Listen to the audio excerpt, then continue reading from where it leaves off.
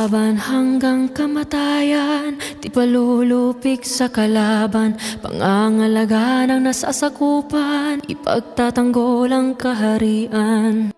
Sa wakas, naapos sa kamay ko na ulit ang aking mahiwagang balintataw. Ang tahanan ng mga diwata, sa kapayapaan nakatadhana. Ashmana, Ashmana,